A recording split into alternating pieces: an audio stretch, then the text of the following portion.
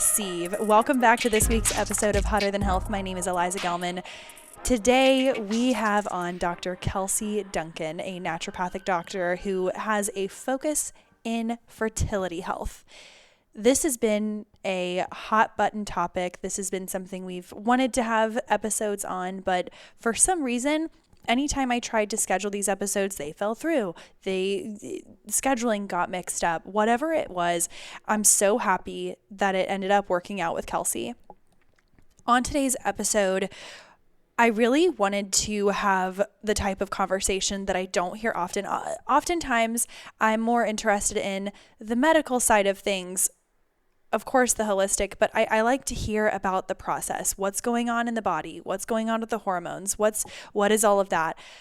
This was insightful, and it wasn't so clinical to the point where I was like, okay, remind myself to Google this later, It was a conversation that I personally feel like I needed to have, and it's a conversation that I've been having with so many of my girlfriends recently. But we take a glimpse into trying to conceive, a glimpse into trying to conceive if you are single or if you are not single but not trying to get pregnant. What are the best practices? This is for people who either are trying to go through this getting pregnant journey not on their own, but they're trying to get pregnant, or they have a friend who is, or they have in the past, now they're just trying again, or maybe they're scared, or maybe they're unsure. Maybe they have a friend who has gone through something really challenging within their fertility journey. How do you talk to these people? What are we saying? What are we not saying? What are some of the things that we can be doing to prepare our body? What can the men be doing to prepare their stuff? And what are some of the best practices when it comes to the process of getting pregnant? If it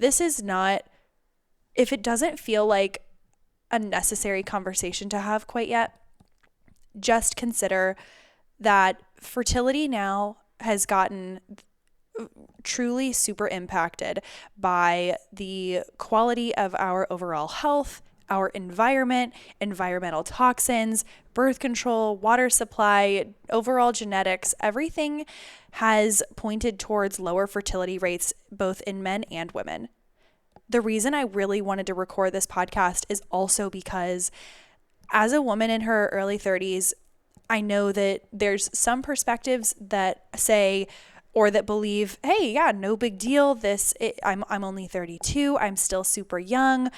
Or maybe they're thinking I'm 32 or whatever age you are, and I feel like I am racing the time clock, or I feel like it's never going to happen for me, or whatever the feeling is.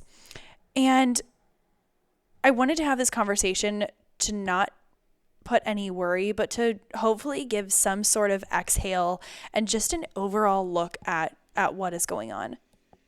I think it's important. We talk about non-viable pregnancies. We talk about what goes on just mentally if a miscarriage happens. We talk a lot about booking out doctor's appointments, how to advocate for yourself. And I just believe it's a really important conversation for us to be having right now.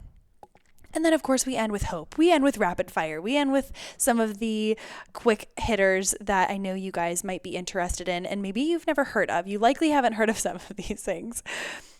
But either way, I want to say a big shout out to Dr. Kelsey Duncan and to everyone who has ever requested a fertility, hormone, trying to conceive episode. I'd love to do more of these.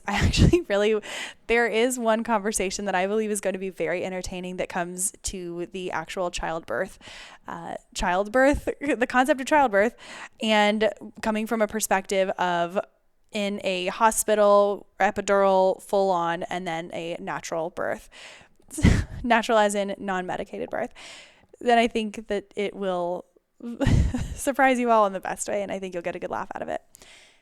Without further ado, before we get into today's episode, quick housekeeping that if you have not already, and you're living this chaotic life of not showing your love for the Hotter Than Health podcast, now is the time. Go onto iTunes, hello, welcome to 2025. Go to Apple Podcasts. It's the little purple icon with the little guy on it, and find Hotter Than Health, leave us 5 stars. Let us know how you like this episode. We have no ad interruptions on this episode, simply good quality stuff for some good quality eggs. Without further ado, let's welcome Dr. Kelsey Duncan, ND, onto the Hotter Than Health podcast.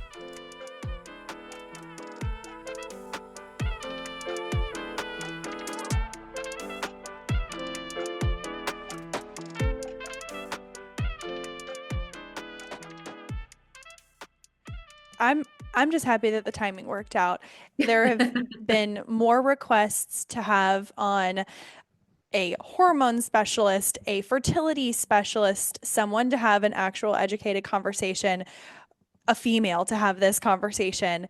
And I'm really just happy to dive into some of these details.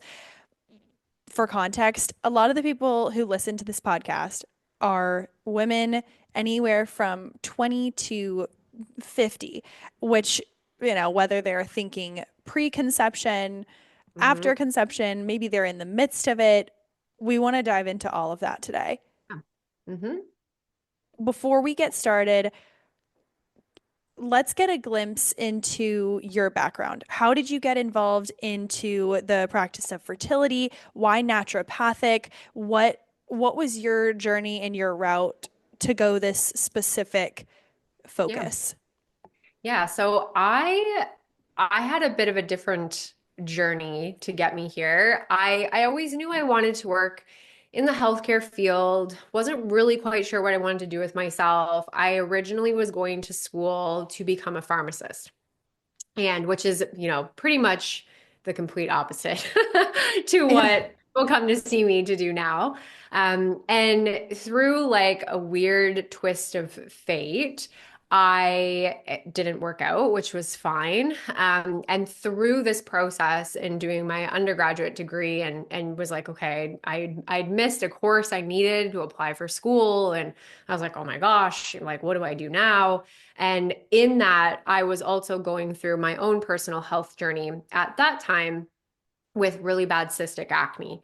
And this is how a lot of women find naturopathic medicine. I find we all have a very similar story of having this horrible acne as a teen, that the mainstream medical model really could only offer us birth control.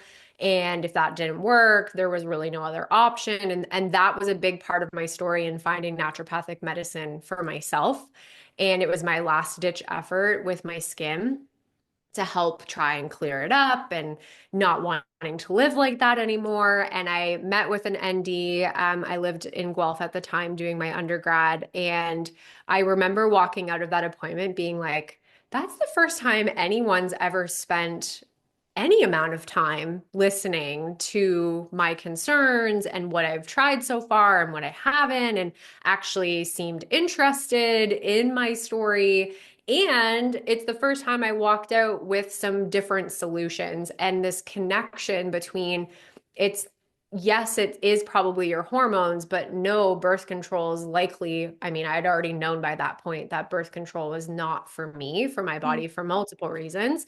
And now what do we do about it? What does it mean to balance your hormones? And it was really in that moment I was like, oh, there's so much more to the body than I even really realized. I was interested in health. I lived a genuinely fairly healthy lifestyle, but I hadn't really started to draw those lines. And funny enough, after that meeting, within like the next year, when I was starting to think about what do I want to do with my life, someone had mentioned to me that one of the naturopathic colleges was in Toronto. And I was like, huh, interesting. I think I'm going to do that. And I quite literally just applied on a whim. My whole family was like, "What are you doing? Like what's happening here?" And I was like, "I don't know. I think I want to do this." And I ended up applying for the January cohort. And so I applied, I had my interview, and 3 months later, I was sitting in my first class. And I was like, I tell this story to people all the time where I was like, I don't even know how I ended up here, honestly. Like, I had this appointment with this lady that seemed really nice. And a bunch of light bulbs went off in my brain. And then the next thing I knew, I was committed to another 4 years of school to see, like, is this something that I wanted? And that's then how the fertility piece as I aged kind of came into my story because through my journey with acne and trying to still figure that out, went back to my doctor and I was like, I'd like to try an IUD. That is literally the last thing that you've been able to offer me that could maybe possibly work. And I had a very traumatic and horrible experience with that practitioner specifically and the IUD Like the um, insertion was the the, insertion oh, aspect. And it was in that moment that they also decided to tell me that I would probably struggle to get pregnant. And I was 22. I was definitely not thinking about kids in that moment. And it was a very nonchalant, this is just your life kind of conversation that really struck me personally because then I spiraled. I was like, okay, my boyfriend's gonna leave me, like I'm barren, what do you mean I can't have children? There was no explanation as to why that comment was made. wait, so I they had just just dropped that bomb and they didn't give you any and context? no context other than I knew they couldn't get the IUD inserted. So I was like, something's obviously physically wrong with me because I just spent 45 minutes. If any of you listening have tried an IUD insertion, it's not the most enjoyable of feelings. It's Um, horrific. it's quite horrific. And I'm sitting there like, is this normal? I have no idea. It She's took not like speaking two to me. minutes, but Yeah, yours was 45, 45. 45 minutes I sat there. I felt like I was basically bleeding out. It was just terrible, all around terrible. So, I took a few like moments, aka months, to wallow and be like, I'm broken, something's wrong with me before my brain was like, this is not what would you tell a patient, Kelsey? Like, what would you do if this wasn't your life in this moment? And that's really what spurred me to be like, okay, first off, that sounds to me like I got some maybe not clear advice or understand. I still don't even know what's wrong with me. So we need to investigate that. And what can I do now to improve my fertility later if I am going to have a problem? And that's how I started to look at it was not I have this issue, but if I am going to struggle, what can I do now to Yeah. help myself? And I share this story with my clients because obviously I was successful. I have two kids. My son is about to turn 9 and my daughter's about to turn 6, and my journey was a happy one at the end of the day. But I spent years preparing my body to get pregnant, and most women don't get that luxury. Mm. They don't even start thinking about what should I do or what can I do to help my body until they're months in and they're like, well, shit, it hasn't worked. So now what? Now I need to take 7 steps backwards. So working in the fertility world, it's a funny thing because obviously I'm working with clients who are either just starting their journey or are 4 years in and are now on their fifth, sixth opinion of what to do and how to do it. Wow. But we really should be having this conversation 5 years before you're actually wanting to have kids. We just don't in our society.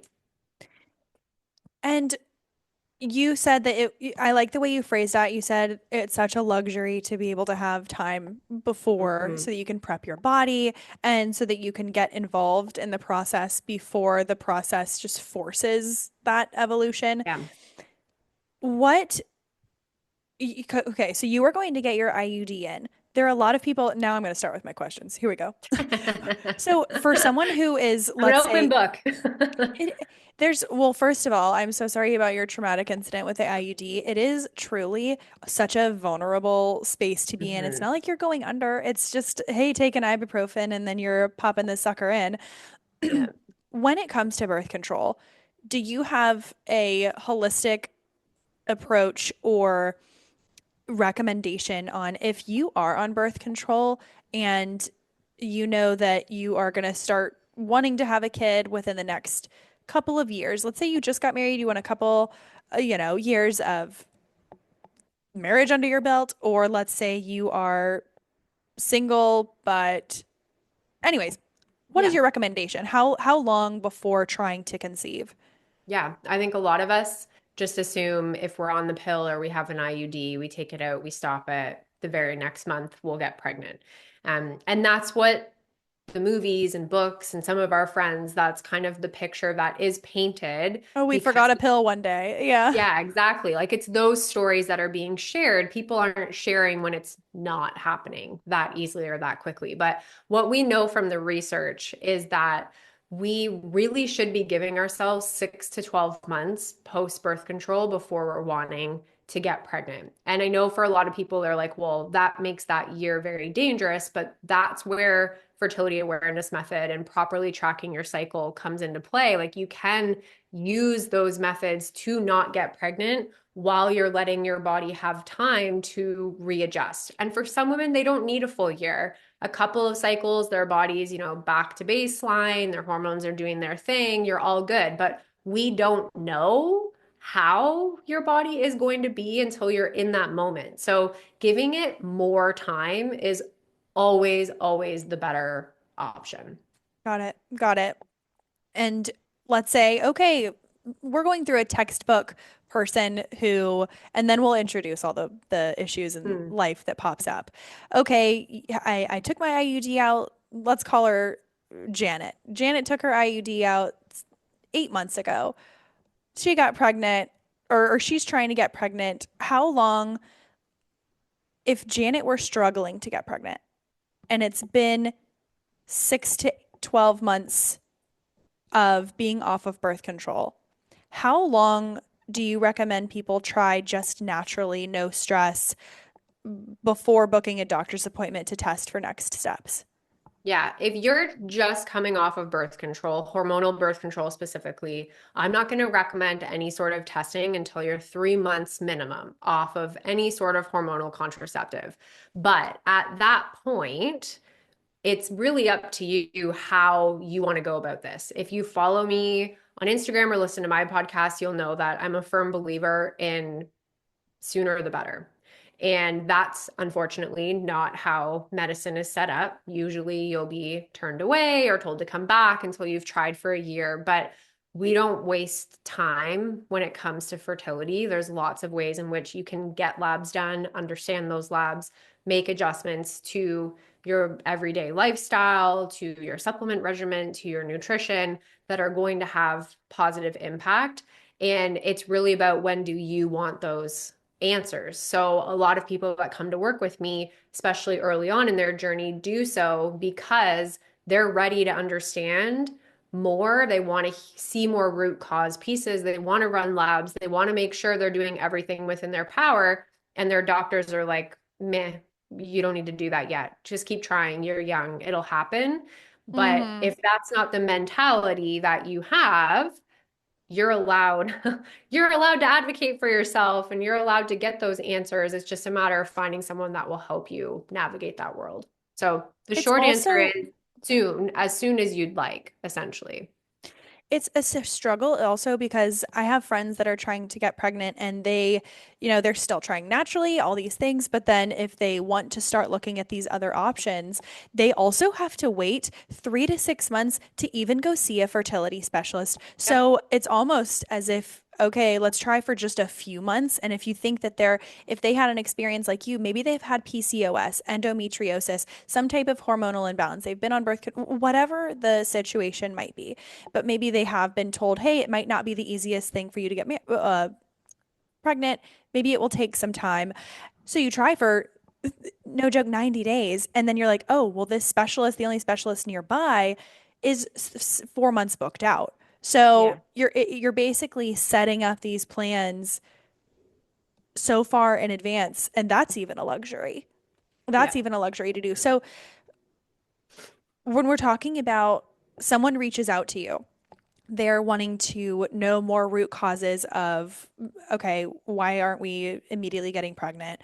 What are some of the labs that you're running? And alongside those labs, what are some of the main results that you're seeing? Is there any undercurring theme that you've seen just in the past 3 to 5 years that you're like, okay, we can do something about this, but nobody's talking about it?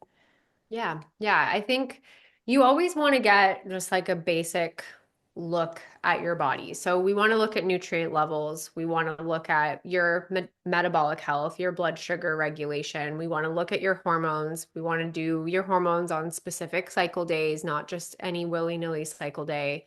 And we also want to look at your partner. So it's a big conversation to be had here that this is not just a you issue. This is a 50-50 equation. So we also want to be getting a semen analysis, looking at testosterone levels, cholesterol levels, blood sugar levels in your partner as well.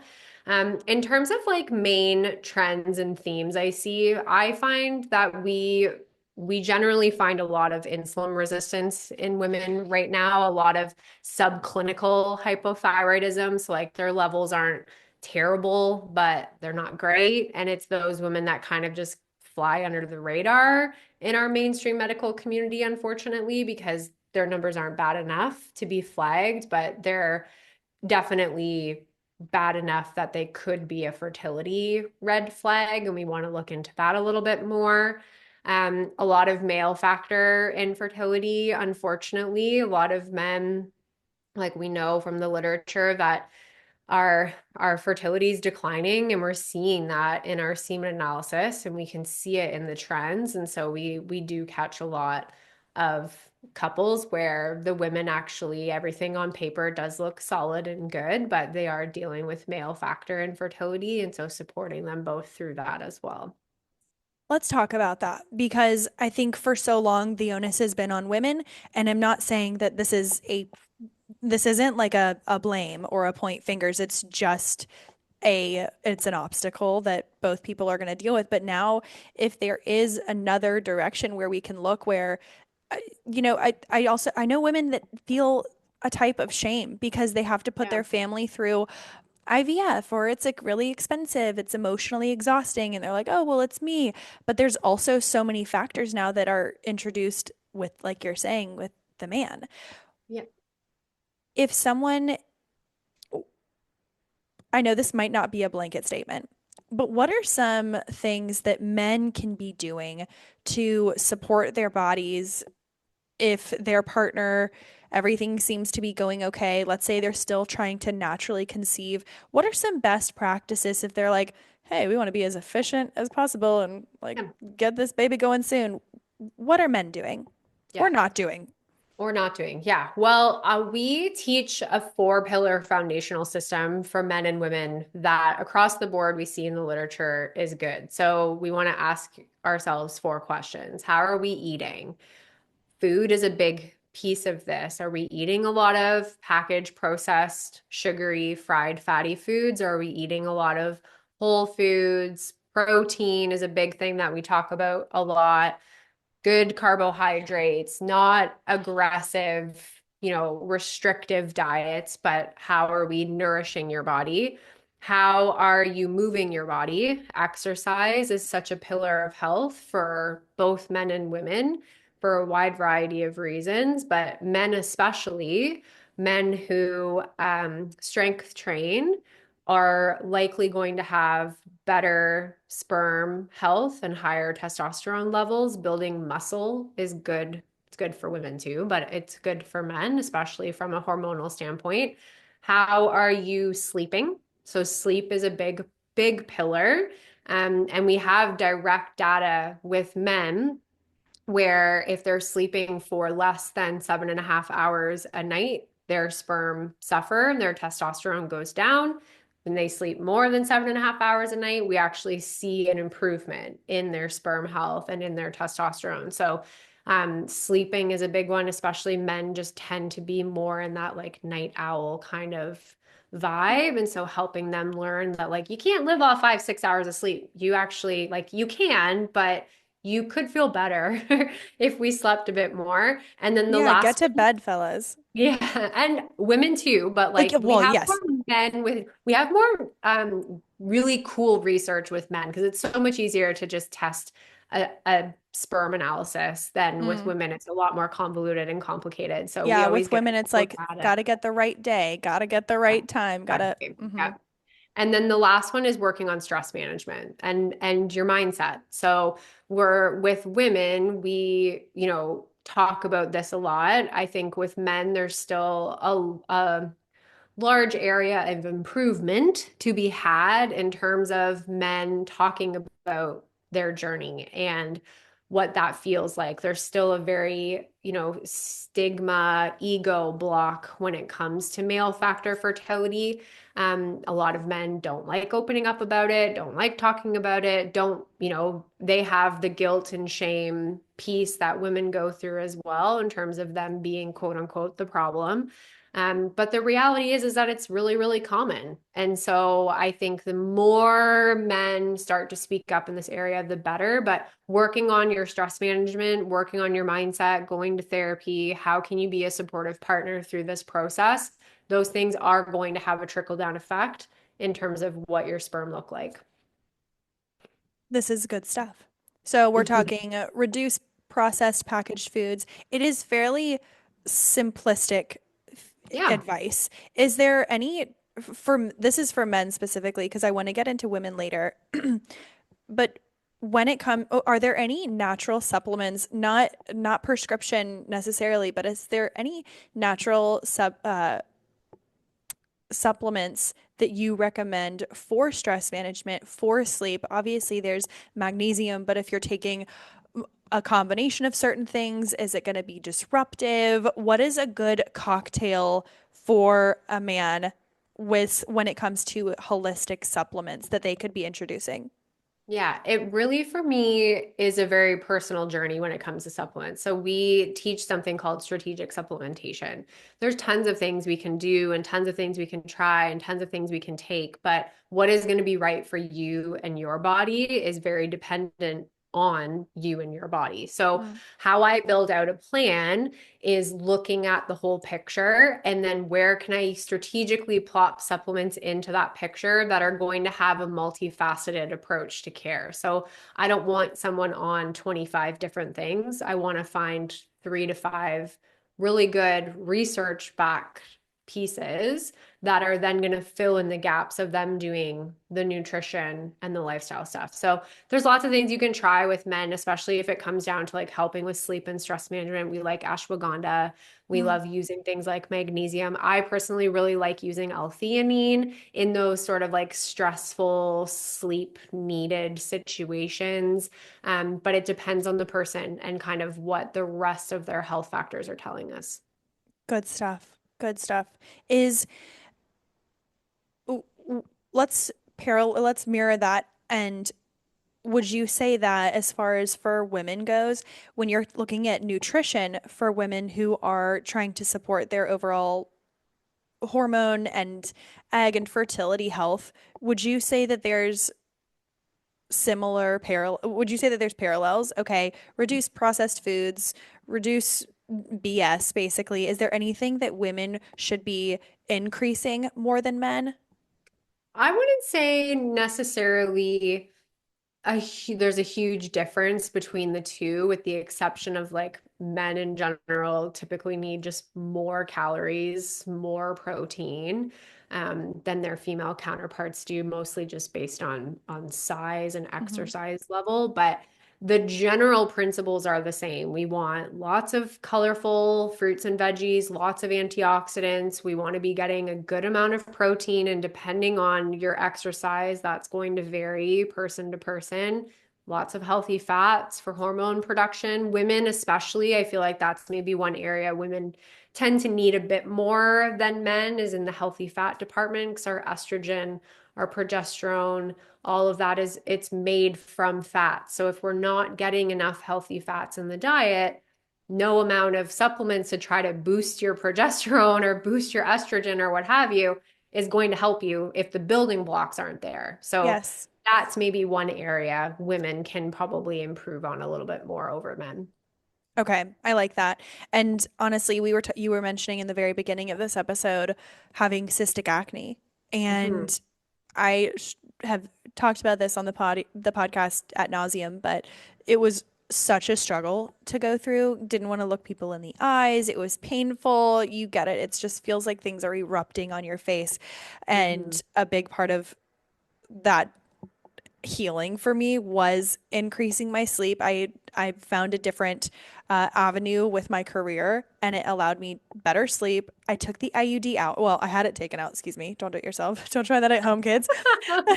But the IUD came out, and then I swear those two things allowed my body to be able to have normal cravings. So I was actually craving the foods that my body needed. I was like, oh, wow, I would love some chia seed pudding. Or I added more flaxseed in. So I was getting these healthier fats. And that was part of that journey with the cystic healing, the cystic acne healing, which again, underlying, it's hormonal. It was all chin strap, it was all classic. Mhm. Moving a little bit more away from food.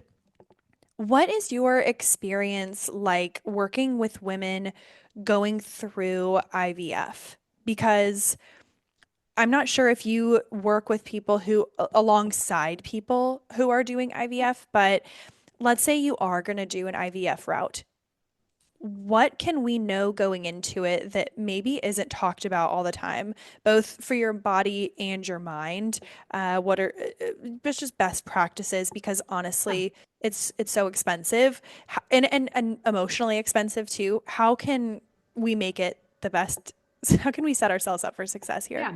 Yeah, great question.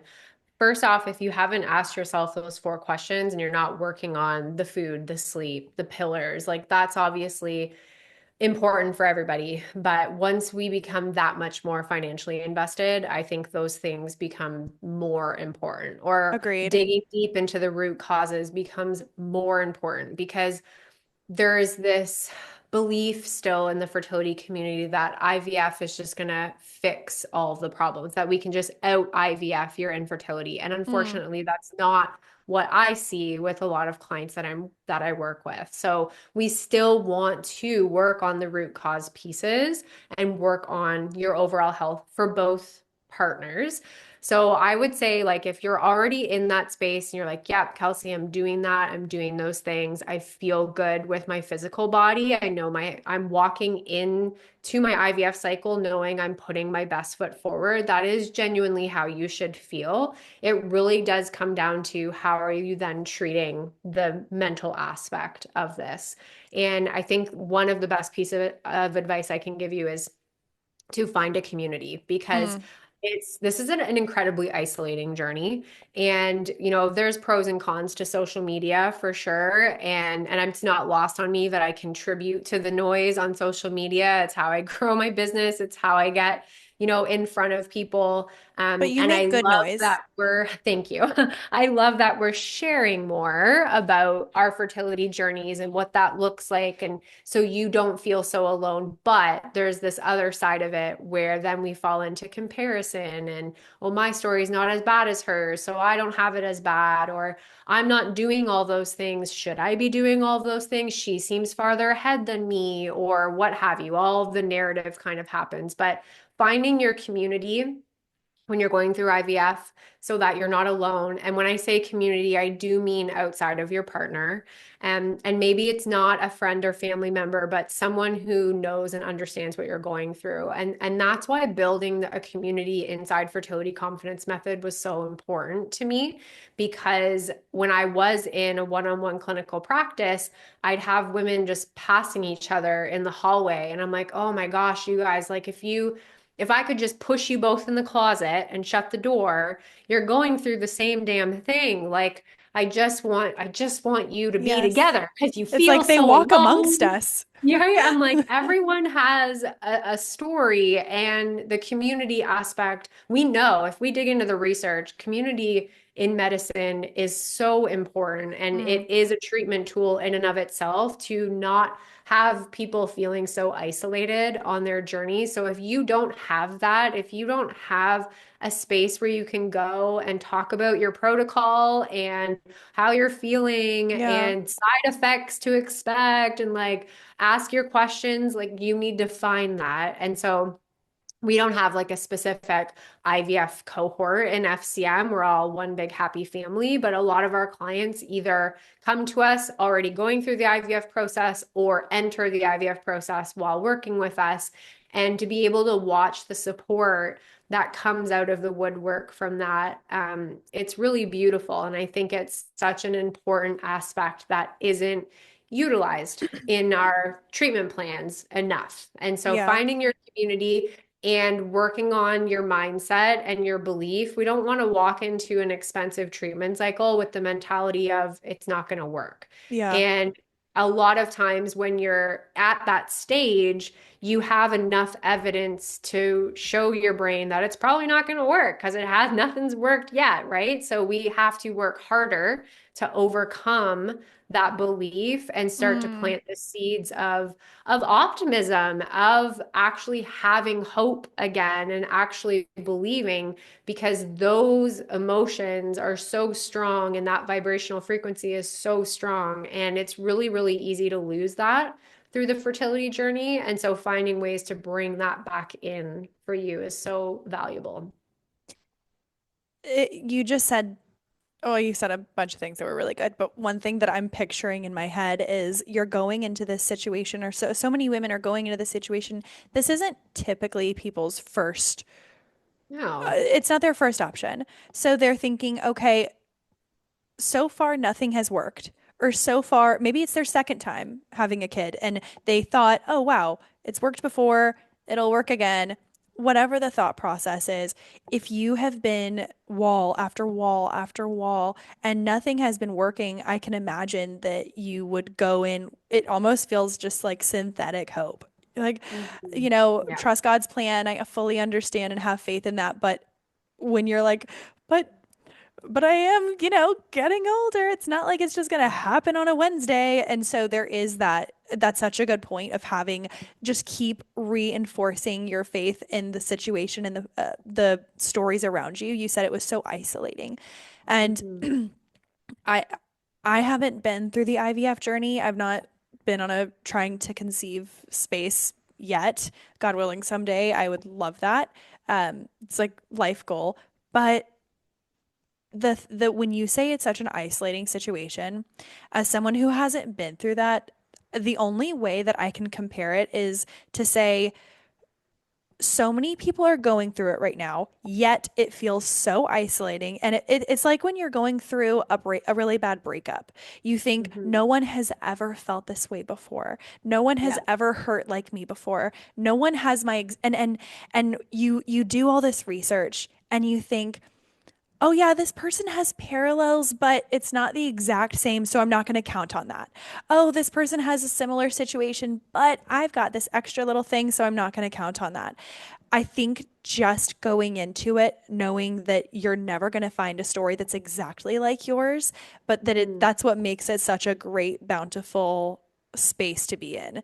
And you're so spot on. Like, if this is isolating, imagine it is like when you are PMSing in winter alone and single. I mean, just bury me alive. It's just so depressing.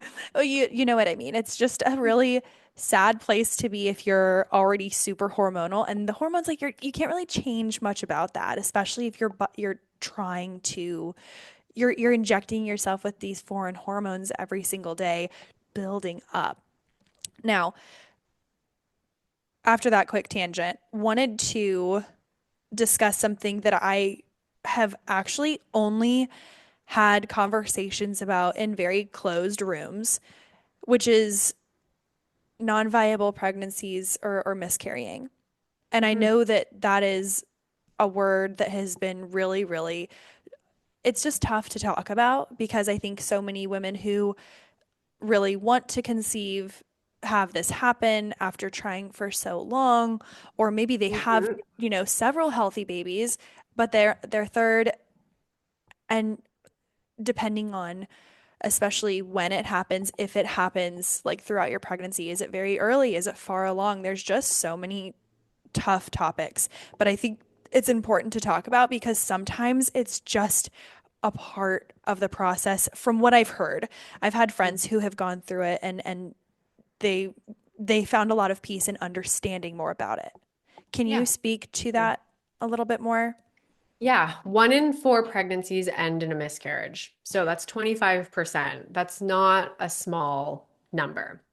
And how I kind of approach it with clients is that there is a big portion of those miscarriages where there's nothing we could have done. They were likely genetic. That's one of the biggest reasons for miscarriage is just genetics, and we can't change that. An egg and a sperm came together but didn't mesh properly, or something was missing. So It was there like a wasn't physical misalignment. Okay. exactly. So there are a good portion of those 25% of the losses that's just like unfortunate situation, couldn't have changed it, period. And for a lot of women that helps them to be like this, you know, like you said, like this happens. It's the women where that continues to happen that you're like, okay, this is no longer just shit luck. Like there's more to this. And so there's aspects of loss that we can reduce the risk of. And this is a big hole in medicine right now is typically women are being told they need to wait till they've had three consecutive miscarriages to Oh, warrant investigation. But the reason you have one is likely the reason you will have three. And so we always are looking for ways to reduce miscarriage risk and looking at the research around how can we help? And even if it's just 2%, it's better than nothing. So this is something we track inside Fertility Confidence Method. And I pride myself on the fact that we have about a 19 to 20% miscarriage rate in our community. So about mm, 5 to 6% lower than what our society average would be, which tells me the work we're doing is reducing risk. it's If we amazing. had similar, we would know that like the work we're doing doesn't really change much because most of it is probably genetic. But we do have to go through this with our clients every single month. This is just a part of what we do, unfortunately. And my role is to help women advocate for what they need in that moment. And for a lot of them, it's an understanding of why this is happening. And we can't always figure that out, but we can try and we can run some things and we can look deeper, and we can tweak the plan and make adjustments so that hopefully in subsequent pregnancies, we've reduced that risk, even if it's just by 1 to 2%. It does make a difference. It definitely makes a huge difference. And if you're saying that a big portion, not a big portion, but a decent portion of the 25% is a physical misalignment, is there is there any type of warning sign for I want to be sensitive to how I phrase this, but I'm also it's foreign to me in a personal way, but I want to see, is there a way to say, oh, this feels like a side effect of pregnancy, not this feels different slash wrong. Like this doesn't seem like it should be happening because I think a lot of time, I had a friend who it took a while to get to a doctor's appointment and she was just sitting there like not knowing but having some Yeah. sort of idea because it was so new. Yeah. There unfortunately isn't like a run-of-the-mill telltale sign that a pregnancy isn't viable early on. Lots of women have what's called a missed miscarriage. The body thinks it's pregnant, is continuing to go through the motions, but the actual embryonic development of the fetus has stopped. And that's a very unfortunate, common situation to happen. Typically, for our really early losses, there will likely be an early start to spotting and bleeding. However, some spotting in early pregnancy can also be normal. And so Mm-hmm. I always just counsel women of like any sort of bleeding that you are uncomfortable with, let's go and chat with the doctor and see if we can see anything on ultrasound. Because sometimes when it's really early, there's nothing we can do. You can't see anything. Um, but yeah, it's one of those tricky situations of like you might be someone who gets that telltale sign of, oh, I got a positive test, and a week later your period starts. There's a lot of pain and cramping with that, and it's very obvious that the process has started for a miscarriage. But unfortunately, there's couples out there that don't experience it that way. and aren't being told until later on when they are having an ultrasound around 8, 9, 10 weeks that actually development has stopped. And that's what we call a missed miscarriage. So everyone's journey is a little bit different. Got it. That's helpful. On a slightly different note, how can we be a good support to someone who has just gone through this as a friend, as a partner? Because of course, if especially maybe if you're the first one in your friend group or you're the last one in your friend group, it's like what can we how can we be help supportive? I think one of the biggest things, like people ask me this question a lot. This is a common like bus stop question I get from other moms that know Oh, what I do if they have friends or family that go through this. And a couple of things come to mind for me based on like what clients have told me. And one of the big things being just letting them know that you are there to talk. And not going into the conversation, I'm so sorry this happened. I can't believe this is happening to you. But just so you know, I might not understand what you're going through, but I'm here to listen. If mm-hmm. you have things that you want to say out loud and you're not there in a capacity to fix it, you really are just there in a capacity to be a shoulder. And I think a lot of women, um, don't know how to reach out and talk. So just Mm-hmm. letting you know that you're there, letting them know that you're there is important. And the other piece that I always bring up is that when we're in a state of situational depression and when we're grieving, one of the best things we can do to support people in that process is to take decisions off their plate because decision fatigue is such a real thing for women in general. But then when we're adding grief on top of that and depression on top of that and worry and anxiety perhaps on top of that, it makes just the little basic things of making decisions feel 1,000 times harder. So how can we take some decisions off her plate? So instead of saying things like, how can I help you? Or what can I do to support you? Because now we're asking her Yeah. to tell us what to do. It's, hey, I dropped food off for you on the porch. No, like, no pressure. I didn't want to ring the doorbell and like make it about me or anything like that. But I took care of dinner for you, or sending them a gift card for a restaurant they can get takeout at. Like, food is one of, I think, the biggest Yeah. things that we're like, that's not something she's going to really be thinking about in that moment, but she's got to eat. So, how can we support her in that in a way that feels good for her? And so, that might be picking up a meal and dropping it off, or making some food, pre-packaging it up into some freezer meals and dropping it off, Yeah. and just allowing that decision of what do I eat or what do I cook just get taken off of her plate, and any other little things for her specifically that you're like, I know if this was just taken care of, like that's one less thing she needs to worry about this Yeah. week. If there's anything like that, like picking something up from the store, she needed to, or taking the car to put gas or whatever Yeah. in it that needs to get done. Like those little things, they seem like nothing. But in the moment and when she comes out of the fog, like those are the things that are going to count. That's really nice. I love that. Thank you. All right, quick pivot. I would do want to talk also about, let's say you're not in IVF, but let's say you're like me and you are single and 32, but all you want is, 5 children. So it's like, okay, we're in this weird space. And I heard, and debunk this if this is wrong or I heard it incorrectly.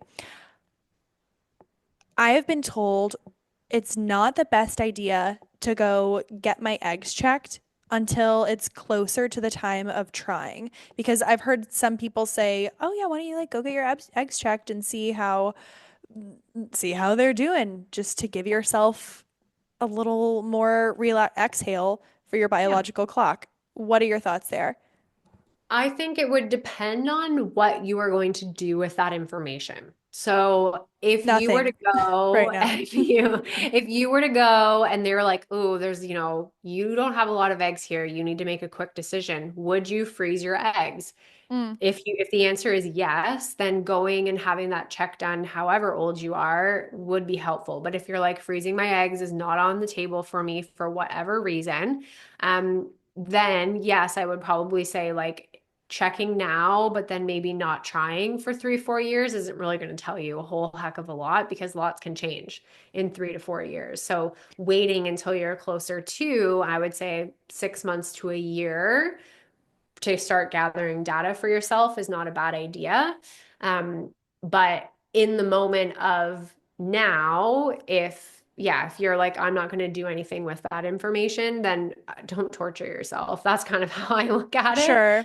But if egg freezing is on the table, the sooner the better. So if that is something you would consider, then I would go check now, see what's going on, because the earlier you freeze your eggs, the better they're going to be if you ever end up needing them down the Yeah, road. for sure. Okay, let's say, great, I got my eggs checked. They are at a very average space, like no red flags, no alarms. But let's say, okay, yeah, I'm thinking about saving up to freeze my eggs, or maybe your company pays for it, but insurance, it'll take about 6 months for it to get all figured out, whatever it is. Let's say Yeah. you want to start freezing your eggs. What is that looking like for a girl? Do you recommend having a friend do it with you? Is it similar to IVF where is it the exact same process? Yep. Minus the insemination part, because you're likely just freezing eggs and not Mm-hmm. embryos, right? So you're not using the sperm aspect. So, yep, you everything from an egg retrieval, it's exactly the same. And they'll go in, they'll take out what they can, and then they freeze them. And then whenever the time comes, if you need them, they'll thaw out and they will fertilize with if it's donor sperm or partner sperm down the line, and then you now will have these embryos that you can use. Okay. I guess I never really thought about it as just doing IVF by yourself. We Yeah, talk pretty much. it's literally That's the the best same. way to describe Oh, it. that's so fucking depressing.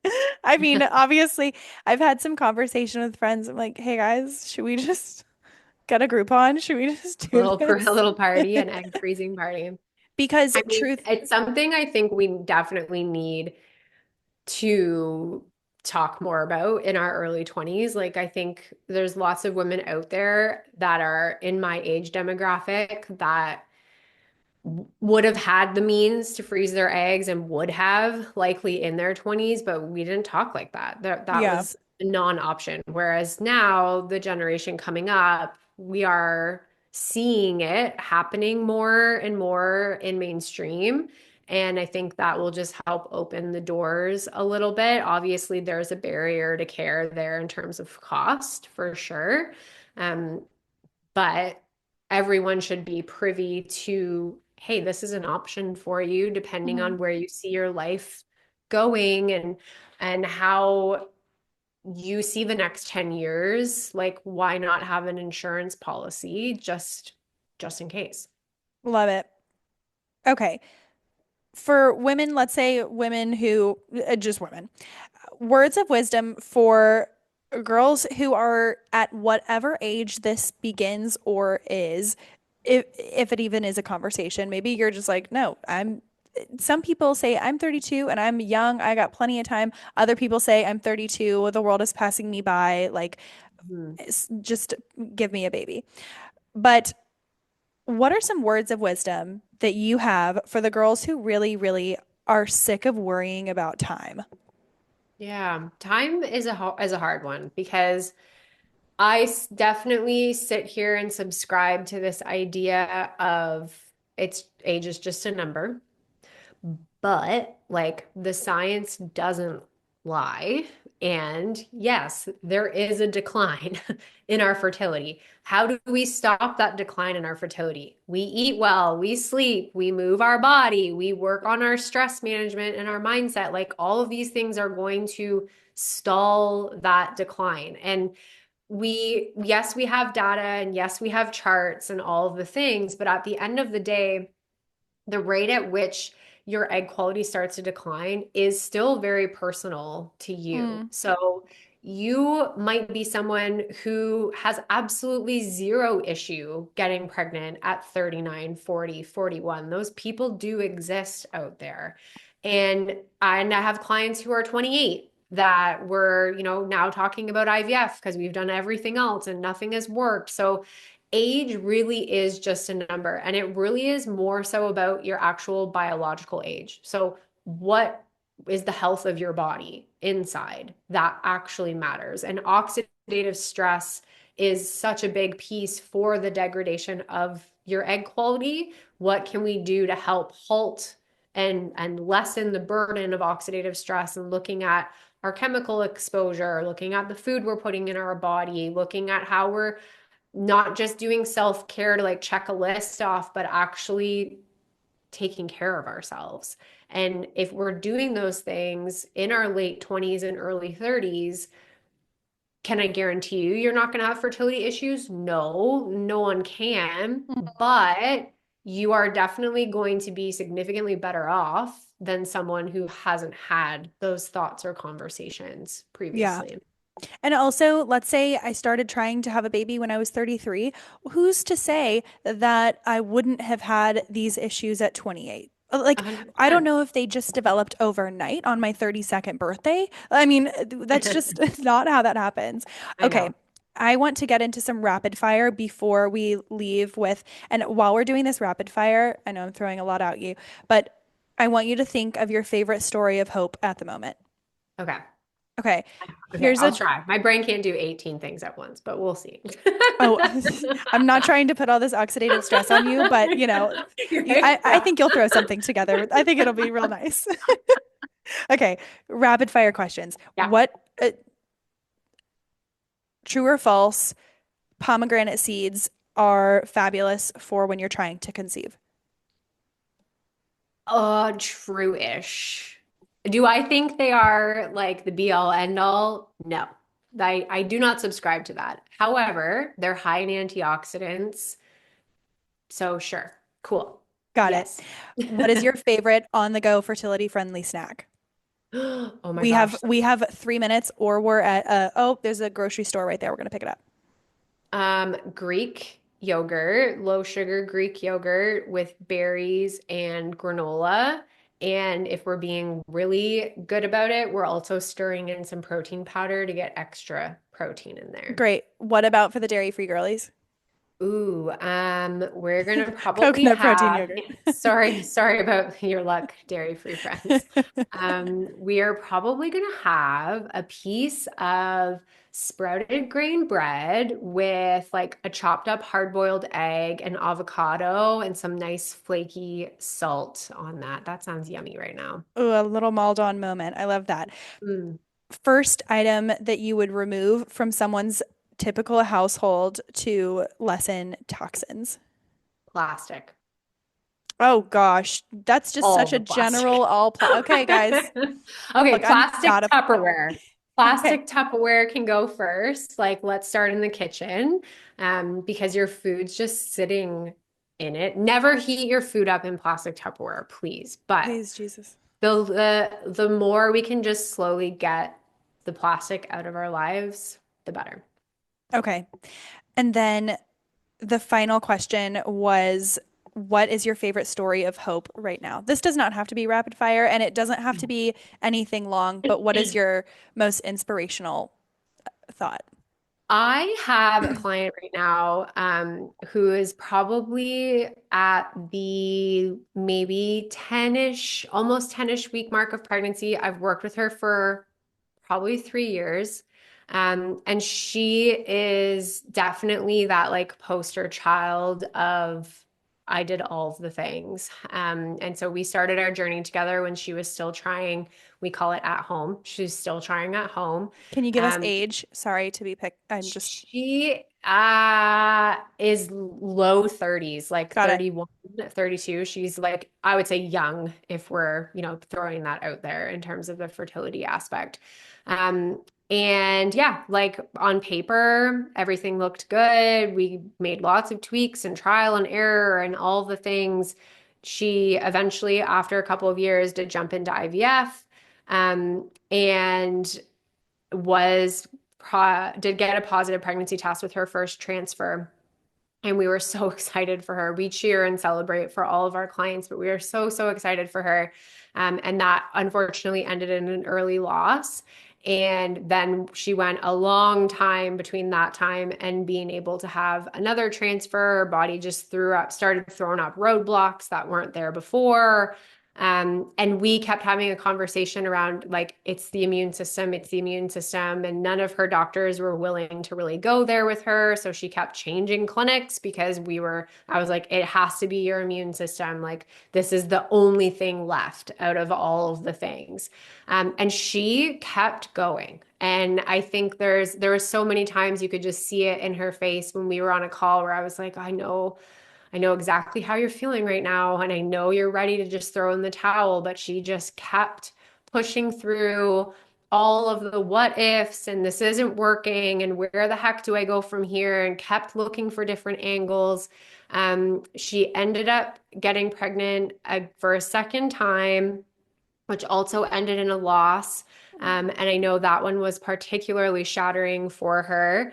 And we finally did find someone that took the immune part seriously, Mm. and was willing to try some things. And so the second pregnancy actually wasn't a transfer. She did get pregnant the cycle before she was doing a transfer on her own and was like, what the heck is going on? It's been 3 years. Like, how did this happen? And I was like, we don't know. We're not sure. We're not asking questions. We're just, we're crossing all of our fingers and toes. And so this third pregnancy was a transfer with all the immune support, all of the things. And yeah, they've made it significantly farther along this third time around than their previous two pregnancies. And she's just someone I always think back on whenever we have clients in these last couple of months since she's been successful, wherein I can just tell that their hope is starting to waver. And I'm like, oh, you need to go over here and talk to our friend who can share her story with you, and how just, if this is something you want, don't take no for an answer. Mm. And not all clinics are created equal. And what I mean by that is some of them are really great for the people who this is an easy peasy process for, but not everyone's journey is cookie cutter. And you might need to find a doctor who is willing to color outside of the lines with you. And it sucks to have to be a trailblazer, but Yes. you can be. And I think allowing couples to understand that there isn't just a linear way to go through this journey, that there's a lot of different avenues and aspects to try, that if you're feeling like there's nothing left for you, there still probably is other stones to unturn. And sometimes you need your third, fourth, fifth opinion to actually get there. Yes. Oh, that's so great for your client. And, it's going to happen. It's just how. It's Yeah. just the how. And that's really amazing. Well, congratulations to her and you. Like, that's such a win for everyone. That's Yes. so great. Huge win for us. Oh, that is such a huge win. Thank you so much for all of this information.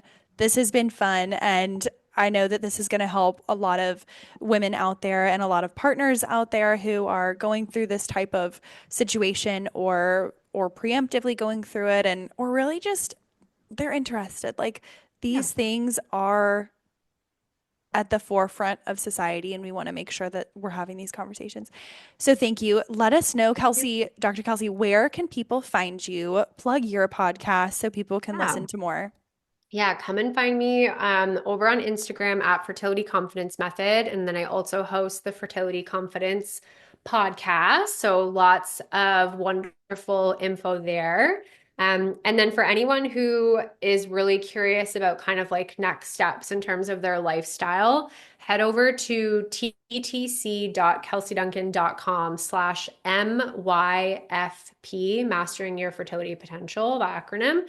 And you'll get a download for a secret podcast series where I share for you and your partner how to start making these changes, the research around these changes. So, aka if your partner's feeling skeptical, there's lots of science and data and research papers in there for him to read as well.